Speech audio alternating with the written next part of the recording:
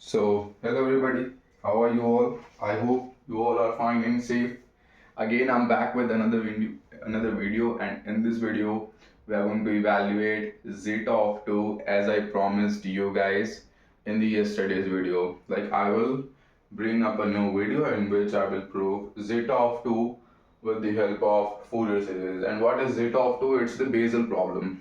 Well, I'll tell you in a while, but before that, I'm welcoming you all to Quantum Mathematics, and I'm Aman Gupta. Let's begin our new video.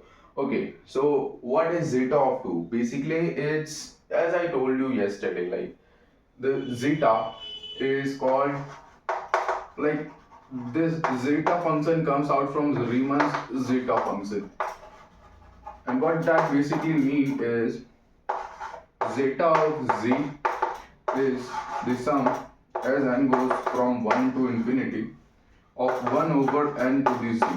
That's it.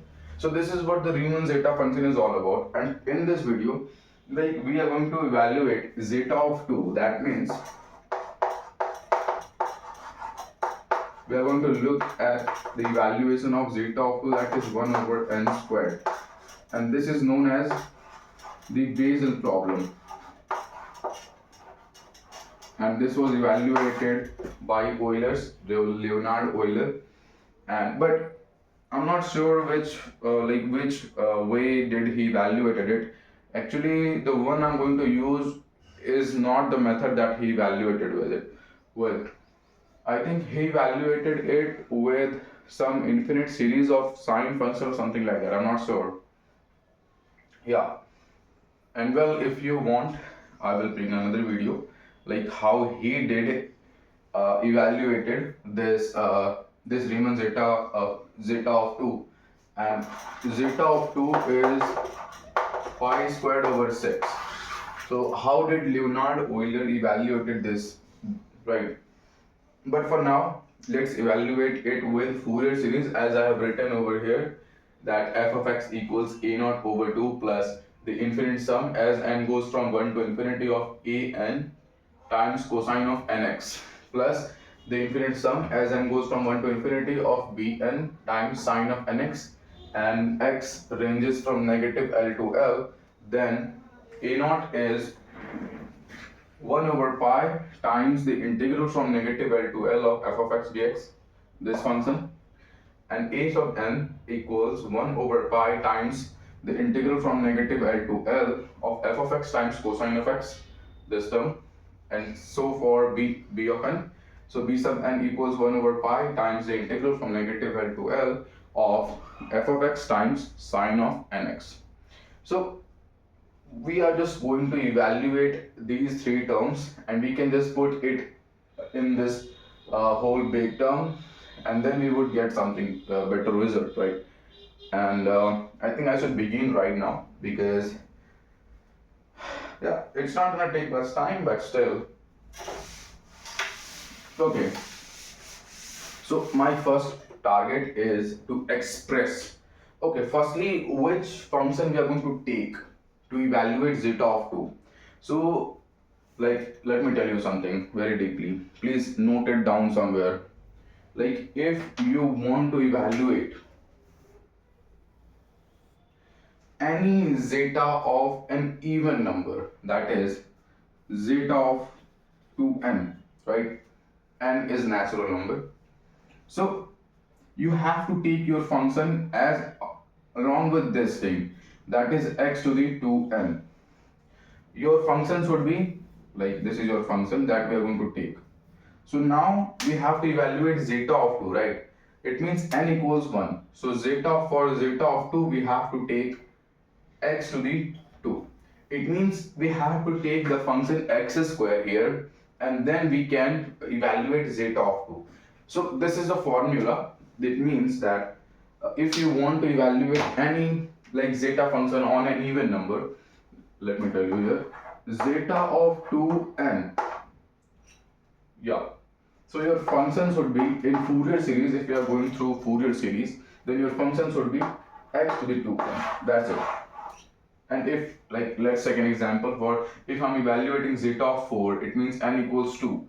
then here I would take n equals 2, that means x to the 4 as f of x. And if I'm going with n equals 3, then here I will change it with 3. That's it, and so on and so forth.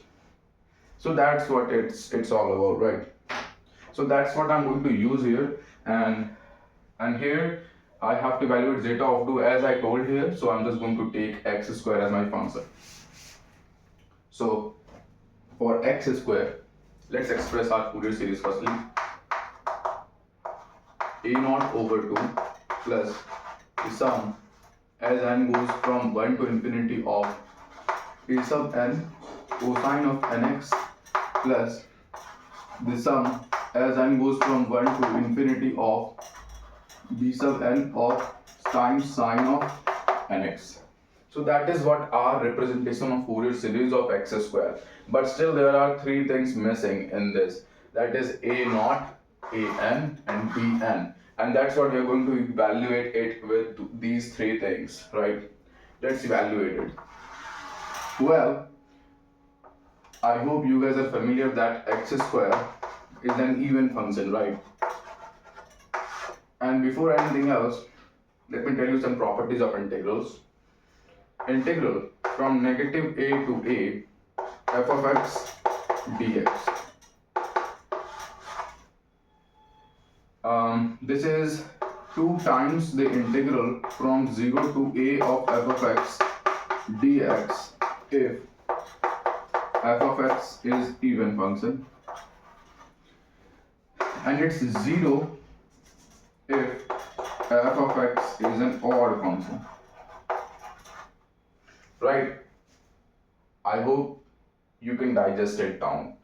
Like an integral from negative a to a of a function. We are not sure about the function whether it is odd or even. So this can be written like something like that. If the function is an even function, then it is going to be evaluated like 2 times the integral from 0 to a of f of x dx, right? And if it is an odd function, then it is 0. Because let me tell you something. Let's take an example of a function, let's say an even function. So yeah, okay, and let's take an example of an odd function. So yeah, okay, well this is an even function and this is an odd function, right? So if we take the integral, this is a negative area and this is a positive area, so eventually we are going to get 0. But in this, we are having plus here positive and positive here. It means 2 positive. It means the 2 times the integral. Let's say that negative infinity to 0 plus positive plus 0 to positive infinity. It means if both are in equal magnitude of area, then we can double it from 0 to infinity of f of x. Or you can say that 2 times from negative infinity to 0 f of x dx. That's it. So I'll use it later in the video, like in the evaluation of b sub n, this thing. So that's why I just told you. And if you want, I will evaluate like truly for yourself. I don't mind, but it's gonna take my time. That's it. Okay. So yeah, this is what I just want you to note it down firstly, or let me just note it down on my whiteboard for your convenience.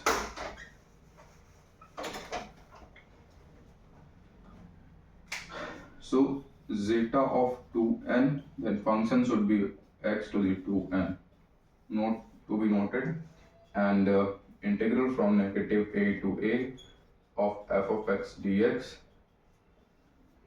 2 times integral from 0 to a of f of x dx, even function, and 0 if odd function, right? That's it. Okay. So x square is an even function. It means that if I'm having, and how to identify whether a function is even or odd, then let's say that I'm having a function f of x, right? So whether how to identify whether it is even or not, if even or odd. So So this is going to be something like when you replace x with, you have to replace x with negative x, right? And if after replacing x with negative x, if it comes out to be x, so your function is even. And if comes out to be minus x, then is function is odd. Let's take an example. Let's say f of x equals x cubed and f of x equals x to the fourth, right? So replace here with f of negative x. So this comes out to be negative x cubed. It means f of negative x comes out to be negative of f of x. It means this function is odd. But if f of negative x equals f of x, like here, when you replace f of negative x, it comes out to be x to the fourth. That means f of negative x is f of x. So this is an even function and this is an odd function. Basically, when you replace x with negative x, and if you're having negative f of x, so that function is odd. And if you are having, when after replacing x with negative x, if you are having f of x, that's it, like this, so your function is even, and like this when your function is odd, right? So when you replace x with negative x, you are going to have f of x here. It means it's even function, right? Okay. And now I think I should move to evaluation because, okay, so firstly we will move to a naught, right? So a naught is 1 over pi, and we are looking for x belongs to negative pi to pi. So negative pi to pi of f of x, which is x squared dx. So this comes out to be 1 over pi x cubed over 3 from negative pi to pi. 1 over pi to the cube over 3 minus of minus pi to the cube over 3. I hope you can understand, guys. This is just an integral of x to the 2. So the integral of x to the 2 is just x cube over 3. And when you plug the limits, so pi, when you plug pi here, pi cube over 3 and minus of minus pi cube over 3, right? So that becomes, a naught comes out to be 1 over pi cube over 3 and plus pi cube over 3. It means that 1 over pi 2 pi cube over 3, right? And this pi and another pi cancelled out. It means eventually we are having 2 pi squared over 3. So this is our a naught. So please note it down that a naught is 2 pi squared over 3, right? Okay. And now we're looking for an. So a sub n is 1 over pi times the integral from negative pi to pi of x squared times cosine of nx dx. Have a look at here, guys. Okay, so for this integral, I'm just going to use the di method, plus minus. So differentiating x square and integrating cosine of nx. Differentiate this to x, differentiate this again to differentiate this again, 0, right? That's a basic differentiation. And if we integrate this, so the integral of cosine of x is 1 over n sine of x. Then the integral of sine of x is minus 1 over n squared cosine of nx. And then the integral of cosine of nx is minus 1 over n cube sine of nx. I hope you can understand the basic integral. And for like, if you want to understand deeply, then like when you integrate cosine of nx,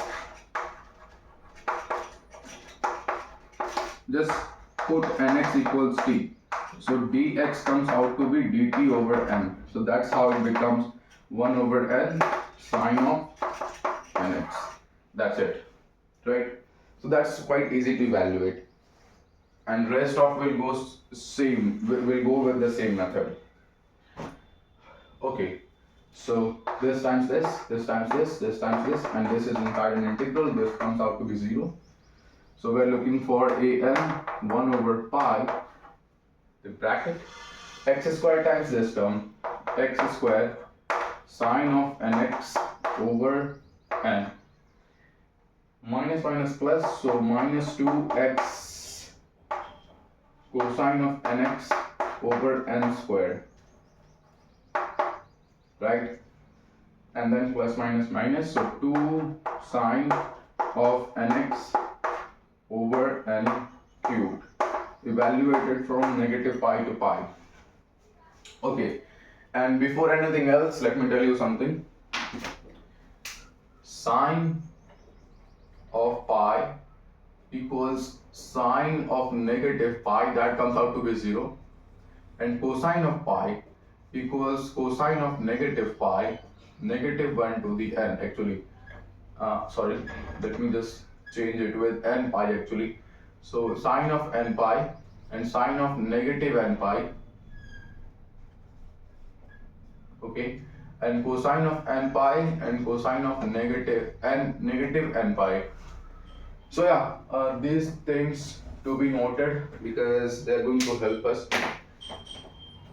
Okay, when you plug n equals pi and n equals negative pi in these two terms, that means sine terms, they eventually comes out to be 0 because sine of n pi and sine of negative n pi is 0. It means basically we are left with this term only. That means an 1 over pi 2x cosine of nx over n squared from negative pi to pi, because both the things are going to cancel or maybe they are going to be 0, that's why. So we just have to evaluate this, and let me do right over here. So a sub n comes out to be 1 over pi when you solve this. So this becomes 2 pi cosine of n pi over n squared minus, and 2 times minus pi cosine of n pi over n squared. And I hope you cannot see here, so I'll write it down over here again. Okay, so our a naught was 2 pi squared over 3. I think I should write it down somewhere else.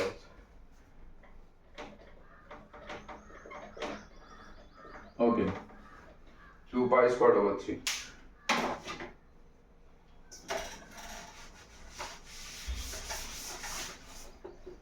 So an equals 1 over pi. I'm writing this stuff. So this is 2 pi cosine of n pi over n squared minus 2 times minus of pi cosine of minus n pi over n squared. So a sub n equals 1 over pi. This minus pi and this minus comes out to be plus. It means that 2 pi cosine of n pi plus 2 pi cosine of negative n pi equals n pi, right? Like cosine of negative something equals cosine of positive something. So yeah, you can do that. It means we can replace minus n pi with n pi inside the cosine function. So this becomes cosine of n pi over n squared. It means that a sub n, and yeah, so this becomes 1 over pi 2 plus 2 4 pi cosine of n pi over n squared. This pi and this pi getting cancelled out. We are left with 4 times cosine of n pi over n squared. What was n pi, guys? I told you that this is minus 1 to the n. It means that a sub n comes out to be 4 times minus 1 to the n over n squared. So this is our a sub n, right? Okay, and I'm not having a proper space to write it down, so I'll keep remember this. Okay, and next let me erase that code. Okay, so we have successfully calculated a naught and a sub n, right? And now looking for b sub n. Okay. So for b sub n, look at the formula that I have written on the whiteboard that says from negative pi to pi of x squared times sine of nx dx. And for this, let me tell you that sine of negative equals minus sine of that object, right? No, it's not like the cosine term. So you have to remember that. Okay, so now I'm taking this as my f of x. So my f of x, no, not f of x. Let's say that this is g of x. So g of x is x squared times sine of an x. Replace to check whether the function is like not continuous actually. To check the function is whether odd or even. So for to check it, replace x with negative x. So negative x whole squared and sine of negative and x. So g of negative x equals, this becomes x square only and this becomes minus of sine of nx, as I told you here. So finally we got to know that g of minus x comes out to be minus x squared sine of nx, that is minus of g of x. It means that this is an odd function. And if I'm evaluating it from negative pi to pi, that is negative a to a, then I'm gonna get it as 0. That's it. We don't need to work upon it. Well, if you solve that integral with DI method or by parts method, you're gonna eventually get 0. But if you know these kind of things, then you can find it so early, so you don't need to waste your time. So I'm done with this. I have my an. An was 4 times negative 1 to the n over n squared, and a naught I have written over there, and now I'm good to go with this. So let's just erase all the stuff. So that's how, like, I've seen a video or a shorts on YouTube from Oxford Mathematics. A professor was quite popular after saying that if you want to be a good mathematician, you have to be lazy. And look what a coincidence. He was also teaching the Fourier series. Although I didn't get the information from him of this, but yeah, I got to know that he was also teaching. And that's how you can do early. You don't need to waste your time in solving the integral, right? And if you want to check whether the function of like this, that is x squared cosine of nx, it is odd or even. So check this out. This is going to be even, right? But that's your homework. Okay, so now I'm having that x squared. I'm just copying this down along with putting the values of a naught and a sub n and b sub n. So x squared comes out to be, a naught was 2 pi squared over 3. So 2 pi squared over 3, and we are having 2 here, so 2 plus the series as n goes from 1 to infinity of a sub n was 4 times negative 1 to the n over n squared, and we are having cosine of nx, don't forget about that, plus the series as n goes from 1 to infinity of 0 times anything. It means that this collapses to 0 and we are just left with this thing. Now we are very close to evaluate our zeta of 2. Okay, so I'm having that cancel out. So x square equals pi squared over 3 plus the sum as n goes from 1 to infinity, well, 4 negative 1 to the n cosine of nx over n squared. And now you would ask me, Aman, how are you going to calculate zeta of 2 from this stuff? Well, I would tell you with your respective name that please wait for the moment. And keep remember that our function is, let me write it down here. This is from negative pi to pi. I hope you can remember that. So just keep remember that. That's what I'm gonna use. So I'm just gonna switch up the order so I can write it like something like that. 4,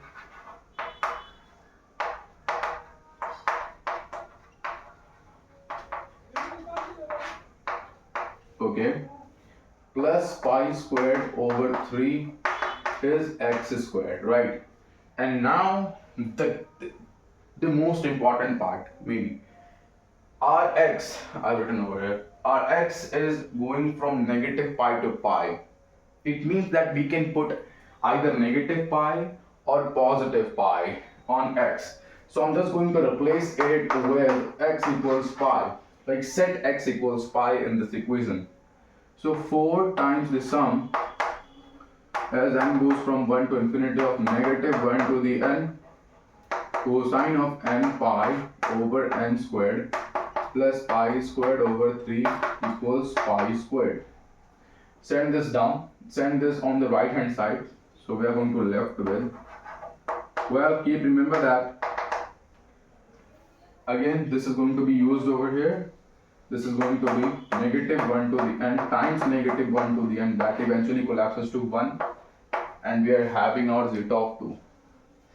Pi squared minus pi squared over 3.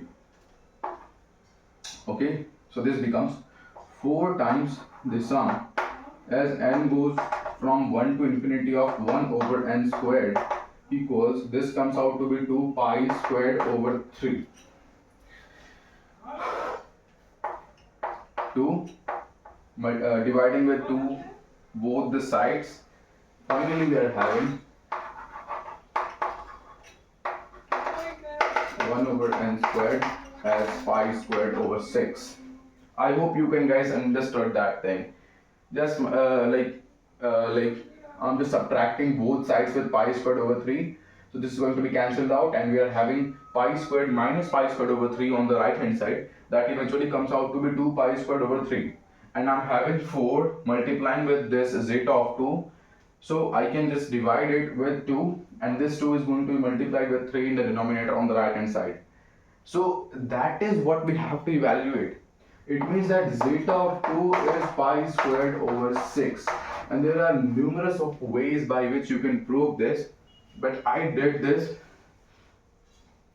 and I haven't seen any YouTuber that discussed about evaluating this zeta of 2 with Fourier series. So finally guys, we have proved that this equals this, and I hope you enjoyed this video and you got to know a lot of things from this video, because yeah, this is quite easy, and I think it's quite efficient way to understand how we can easily evaluate zeta of 2, because it's fine, and there is nothing like we have used like higher mathematics. It's just Fourier series, and that's it. We can just use it to evaluate our zeta. Even we can evaluate zeta of 4, zeta of 6, even zeta of 8, but that's gonna take our time because that is quite calculative.